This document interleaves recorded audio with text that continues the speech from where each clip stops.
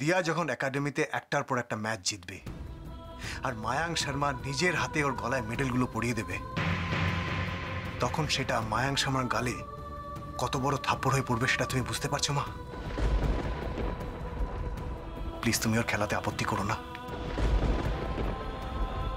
দিয়া ব্যাডমিন্টন খেলবে।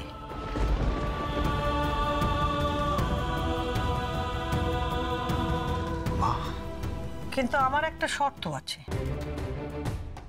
আর সেই শর্তটা হলো খেলার পাশাপাশি সংসারের বড় বউ হিসেবে সংসারের প্রতি ওর যে দায়িত্ব কর্তব্য আছে সেটা পালন করতে হবে।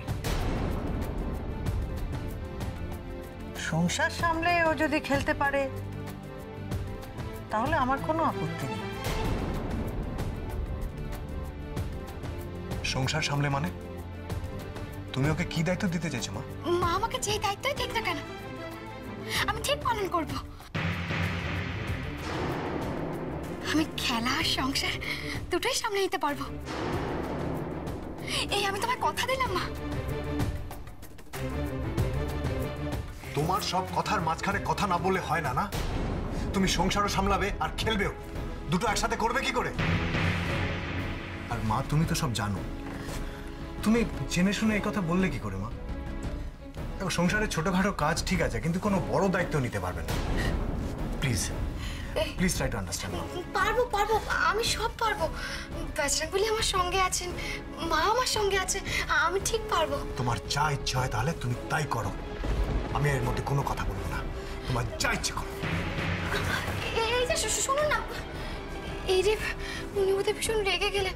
মা আমি একটু আসছি, কিন্তু মা তুমি চিন্তা করো না, আমি দুটো দিকই সামলাতে পারবো। এই যে শুনুন না, বলছি কি শুনুন না।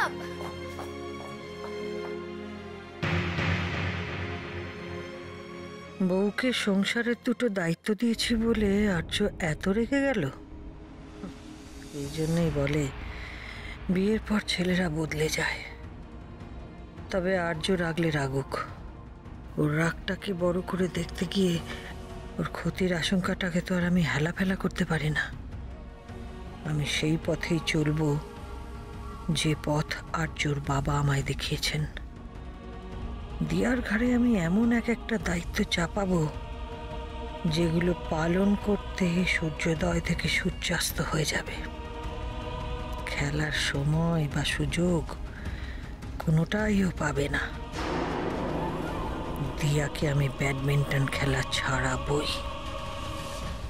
স্যার স্যার ও স্যার, আপনি আমার উপরে তো রেগে যাচ্ছেন কেন? রেগে যাওয়ার মতো কাজ করেছো বলেই রেগে যাচ্ছি দিয়া। স্যার আপনি আমার কথাটা একবার শুনুন স্যার। তুমি যা ডিসিশন নেওয়া সেটা তো নিয়ে নিয়েছো, আর সেটা মাকে জানিয়েও দিয়েছো।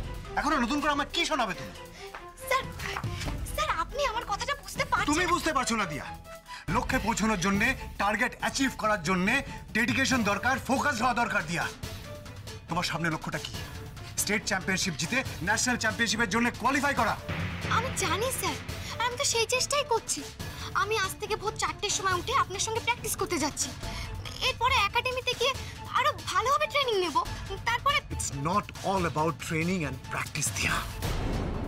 জিততে হলে তোমাকে 24 ঘন্টা ব্যাডমিন্টন নিয়ে পড়ে থাকতে হবে। তোমার ফুল কনসেন্ট্রেশন শুধু ব্যাডমিন্টনে দিতে হবে, 100% ফোকাস শুধু ব্যাডমিন্টনে অ্যান্ড অনলি ব্যাডমিন্টন। তুমি ঘরের কাজ করবে কখন? হ্যাঁ ঠিক আছে, তুমি টুকিটাকি ঘরের কাজ করো, দ্যাট ইজ ফাইন। বাট তুমি হুটহাট করে এরকম বড় দায়িত্ব নিয়ে নিলে তো মুশকিল। স্যার আমি ম্যানেজ করে নেব। ইম্পসিবল দিয়া। তুমি ভোরবেলা উঠে প্র্যাকটিসে যাবে, তারপর তুমি একাডেমিতে যাবে, বাড়ি ফিরে এসে ইন্টারনেট ঘেটে তোমাকে যাবতীয় ইনফরমেশন কালেক্ট করতে হবে, পুরোনো ম্যাচগুলো দেখতে হবে, বিভিন্ন দেশের প্লেয়াররা কিভাবে খেলে, তাদের বডি ল্যাঙ্গুয়েজ কি, সব স্টাডি করতে হবে, বই পড়তে হবে, জার্নালস দেখতে হবে, নিজেকে প্রিপেয়ার করতে হবে দিয়া। তাহলে তুমি নিজের স্ট্র্যাটেজিটা তৈরি করতে পারবে, তুমি তোমার গেম প্ল্যানটা বানাতে পারবে দিয়া। দেখলে তো ভোগ রান্না করতে গিয়ে কি হলো? তুমি ঘুমানোর সময়টা পর্যন্ত পেলে না দিয়া। তুমি যদি প্রপার রেস্ট না পাও তাহলে তোমার বডি রেসপন্ড করবে না, তুমি খেলতে পারবে না, তোমার পারফরম্যান্স পড়ে যাবে দিয়া। You need rest. একটা স্পোর্টস পার্সনের প্রপার রেস্ট দরকার, সেটা বোঝো দিয়া। আমি সবসময় চাই যে তুমি ঘরেও যেত, বাইরেও যেত।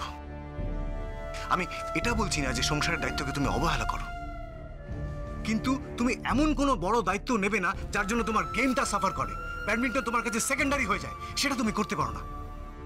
You understand what I am saying? তুমি বুঝতে পারছো আমি কি বলছি? আমি সব বুঝতে পারছি, কিন্তু আমি বলছি স্যার, আমি দুটো দিকে সামলে চলতে পারবো। মা তো আমার পাশে আছেন, এবার আপনি আমার উপর একটু ভরসা করে দেখুন না। তোর ওপর ভরসা করে বলেই তো তোকে ধরে বেঁধে খেলিয়ে জেতাতে চাইছে বড় ভাই। তুই যেন ওর অবাধ্য হোসনি, ও যেমনটি বলবে তেমনটি করবি। কিন্তু ঠাম্মি, আমি যে মাকে কথা দিয়ে ফেলেছি। ওই কথার বাঁধনেই তো আটকাতে চাইছে বৌমা। যখন দেখলো যে শাসন করে বকাঝকা করে তোকে খেলা ছাড়াতে পারছে না, তখনই বুদ্ধি করে সংসারের দায়িত্ব তোর হাতে চাপিয়ে দিয়ে তোর মনটাকে খেলা থেকে সরিয়ে সংসারের দিকে ফেরাতে চাইছে। আসলে কি জানিস, এই ব্যাডমিন্টন খেলাটাকে তোর শাশুড়ি বড় ভয় পায়, তাই তো এরকম করে। 10 বছর আগে বড় ভাইয়ের জীবনে যা ঘটে গেছে, তাতে মা হিসেবে একটা ভয়, একটা আশঙ্কা থাকাটাই স্বাভাবিক। আর সেই জন্য আমি কোনো দোষ দিতে পারি না। কিন্তু তাই বলে তুই তোর স্বপ্ন সব জলাঞ্জলি দিয়ে সংসার করবি, এটাও আমি মেনে নিতে পারি না। আমি আমার স্বপ্ন জলাঞ্জলি কেন দেবো ঠাম্মা? আমি স্বপ্ন পূরণ করব আর এই সংসারের কর্তব্য পালন করব। সংসার সামলানো কিন্তু অত সহজ কথা নয় রে ভাই। একটা দায়িত্ব নিবি, 10টা এসে যাবে। একটা কাজ শেষ করবি, সঙ্গে সঙ্গে হুড়ুর করে 1000টা কাজ এসে যাবে। হ্যাঁ, এইকেই বলে সংসারের চক্রব্যূহ। এরই মধ্যে মানুষ ঘুরতে ঘুরতে ঘুরতে শেষ হয়ে যায়, কিন্তু বেরোতে পারে না। বৌমা কিন্তু তোকে একটা কঠিন পরীক্ষায় ফেলেছে, তুই তো না বুঝে একেবারে হ্যাঁ করে দিলি। এরপরে কি যে হবে কে জানে। সত্যি ঠাম্মি, আমিও বুঝতে পারছি না মা এই ভয়টা কাটিয়ে উঠতে পারছে না কেন। আগে মা কত বই পড়তো, তোমার সাথে কত পুরনো বাংলা সিনেমা দেখতো, এখন সেসব কিচ্ছু করে না। শুধু সারাদিন ঘরের মধ্যে গুমড়ে পড়ে থাকে, আর নাহলে রাধা মাধবকে নিয়ে মেতে থাকে। তোর মার আগের মতো নেই রে, এখন তার প্রাণ ভরে বাঁচতেও ভুলে গেছে। তার জন্য বোধহয় কিছুটা আমিই দায়ী ঠাম্মি। মা আমার জন্য দুশ্চিন্তা করে করে আজই অবস্থা। আর এই 10টা বছর তুই যে সবার দিক থেকে মুখ ফিরিয়েছিলি, কোথায় কোথায় চলে যেতিস, খবর দিতিস না। ওরে ওরে, ছেলের মন শান্ত না হলে কি মার মন শান্ত হতে পারে? তবু রাধা মাধব কৃপা করে আমাদের এই বড় নাদমুখকে পাঠিয়ে দিয়েছেন। ও এ বাড়িতে এসে কার কি হয়েছে আমি জানি না, তবে তোর যে একটু বদল হয়েছে এটা আমি বলতে পারি। আমার মধ্যে যদি বদল আসতে পারে, তাহলে মাও বদলাতে পারে, তাই না ঠাম্মি? হ্যাঁ, পারে তো। তোরা দুজনে মিলে যদি ওকে ভরসা দিতে পারিস, তা দেখবি তোর মা আবার আগের মতো হয়ে যাবে। ঠাম্মি, আমি যেমন তোমার বড় নাতবউকে ব্যাডমিন্টনের ট্রেনিং দিই, তেমনি তোমার বৌমাকে আমি নতুন করে বাঁচার ট্রেনিংটা দেব। আর সেটা এক্ষুনি শুরু হবে। আমি মার কাছে যাচ্ছি। কিন্তু শোন, এক্ষুনি যেন বড় ওই খেলাধুলোর কথা বলিসনি। ঠাম্মি, আমাকে হ্যান্ডেল করতে দাও, ওকে? Good night.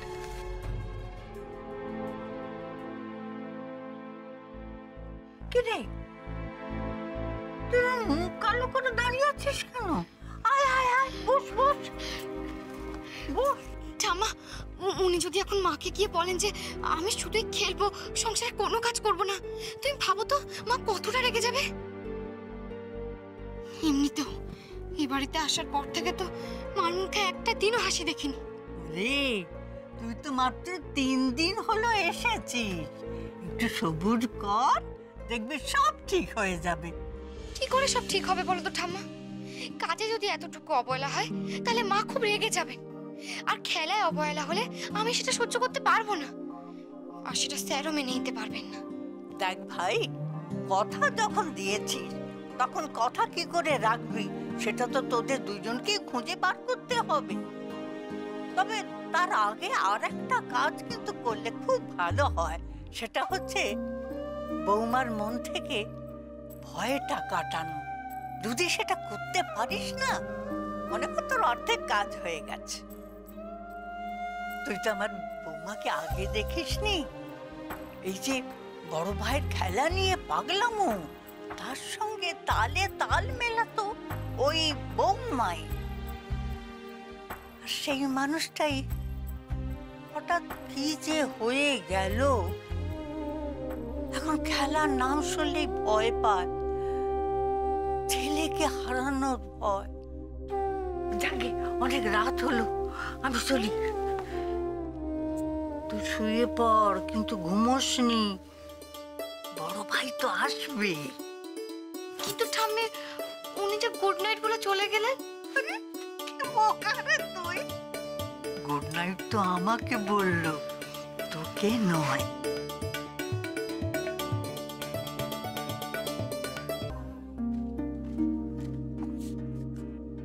মা, মা, মা,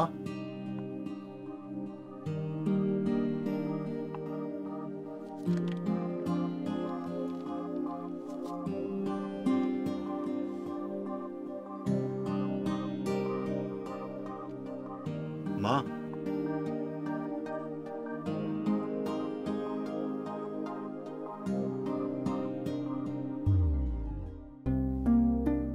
বোধহয় ঘুমিয়ে পড়েছে। ঠিক আছে, যা বলার কালকেই বলবো।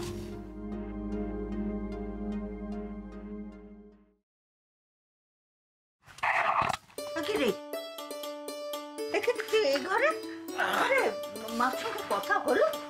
মা বোধহয় এতক্ষণে ঘুমিয়ে পড়েছে ঠাম্মি, যা বলার কালকে বলবো। ঠাম্মি লাইটটা অফ করে দাও না, আমি এখানেই শোবো। এখানে শুবি মানে? যা নিজের ঘরে যা, নিজের ঘরে যা। ঠাম্মি, ও ঘরে তো দিয়া শুয়ে আছে, আমি ওখানে কি করে ঘুমাবো? বলে দিয়া শুয়ে আছে। ওরে দিয়া কে? দিয়া তো তোর বউ, ও তো ও ঘরেই থাকবে। তা দিয়া শুয়ে আছে বলে তুই একবার বাউন্ডারির মতো ঘুরে ঘুরে বেড়াবি? যা ভাই, যা যা যা, ওঠ ওঠ। বাবা রে, ঠাম্মি, প্রবলেমটা কি ঠাম্মি? আগে তো আমি কত এখানে ঘুমিয়েছি। আগের কথা আর এখনকার কথা এক নয়, বুঝলি? কেন এক নয় ঠাম্মি? আমার যদি কখনো ইচ্ছে করে তোমার পাশে শোয়ার, আমি কি শুতে পারি না? পারিস পারিস। ওরে, পাগলামি করলে হয়? এখন তো তোর বিয়ে হয়ে গেছে, বিয়ে বিয়ে। হ্যাঁ, বড়নাথ বউ তো তোর জন্য অপেক্ষা করছে, তুই না গেলে কি ভাববে বলতো? যা ভাই, যা যা যা। আর তাছাড়া আর একটা কথা, ও নতুন মানুষ, রাত্রির বেলা একা একা ঘরে থাকলে যদি ভয় পেয়ে যায়, কি কাণ্ড হবে বলতো? আমি শুই না ঠাম্মি, তখন এখানে কত জায়গা আছে, কি অসুবিধা হবে? আমি আমার ঘরে অনেক অনেক অনেক জায়গা আছে, আমি এখানে ফুলকপির চাষ করব, কিন্তু তোমাকে এখানে থাকতে দেব না। বেরো বেরো, যা ভাই। আবার শুয়ে পড়ে, লক্ষণ আমার। যা যা যা যা, বউটা একলা বসে আছে, যা যা লক্ষ্মী শোনা আমার, যা। প্লিজ ঠাম্মি। প্লিজ নয়, ইয়েস ইয়েস, তোমাকে যেতে হবে, ইয়েস। যাও যাও যাও, কিন্তু শোন, রাত 10টার পরে কাল থেকে এদিকে হবি না, হলেই দেখবি তোর মজাটা আমি দেখিয়ে দেবো।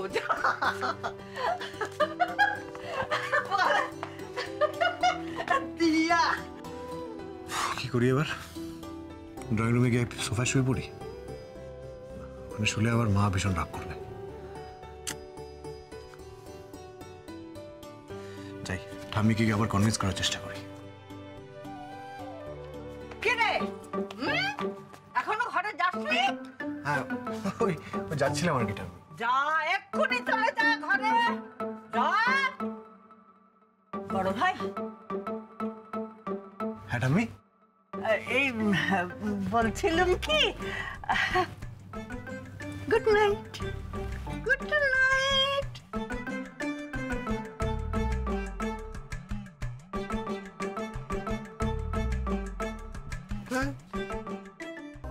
বিপিনদা, ও বিপিনদা, আমাদের ঘরে একটু জলের বোতল দিয়ে যেও তো।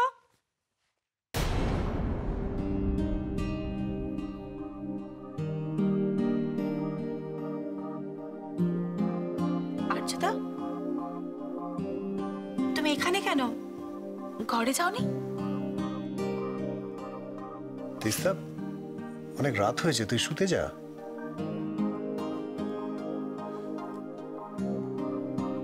আর্যদা, দিয়া কিন্তু ঘরে একা রয়েছে। হ্যাঁ জানি। দিয়া গেস্ট রুমে? না, গেস্ট রুমে কেন হতে যাবে? ও ঘরে আছে।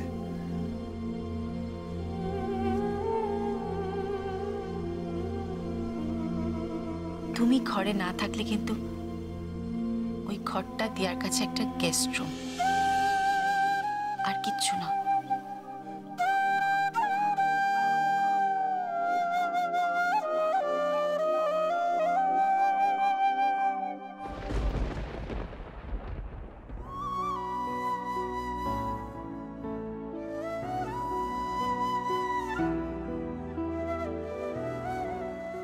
যাক, বিছানা করা হয়ে গেছে, এবার শুয়ে পড়ি। না, ঠাম্মা তো বলেছে যে স্যার আসবেন।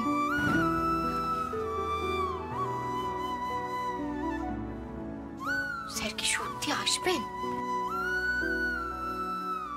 আরে টস করে দেখি তো।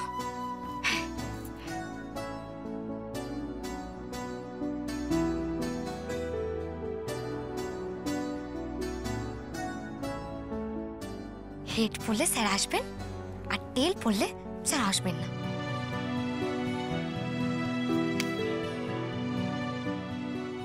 বজরঙ্গলি, যেন হেড পড়ে, প্লিজ প্লিজ প্লিজ।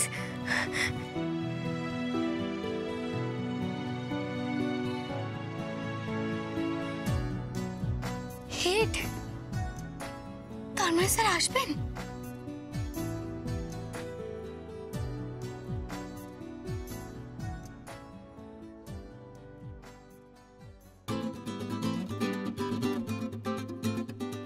দিয়া, কাল ঠিক ভোর 4টের সময় প্র্যাকটিস। তুমি ভোর 4টের সময় উঠে রেডি হয়ে নেবে। প্র্যাকটিসে আসতে যেন 1 মিনিটও লেট না হয়। ওকে? Okay sir.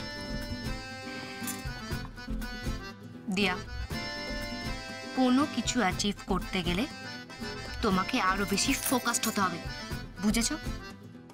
তোমার কনসেন্ট্রেশন, ডেডিকেশন, সময় শুধুমাত্র ব্যাডমিন্টনকে দিতে হবে, বুঝেছো? দিয়া, তুমি তো কথা বলো কেন গো? চুপচাপ লাসিটা খাও আর নিজের প্রবলেমের সলিউশনটা নিজেই খুঁজে বার করো, বুঝেছো?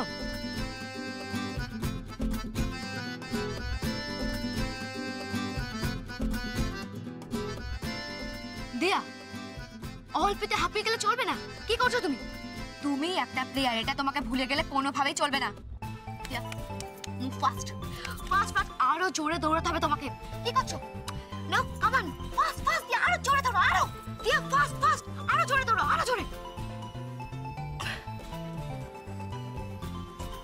আচ্ছা স্যার, সবসময় তো ফেকে কথা বলেন কেন? স্যার, স্যার যখন বলবে যে টিয়া টিয়া আমি তোমাকে ভালো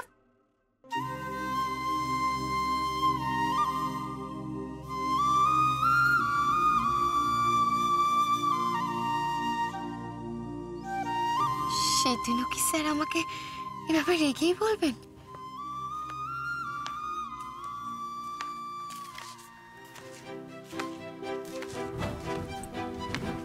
এরে স্যার নাকি?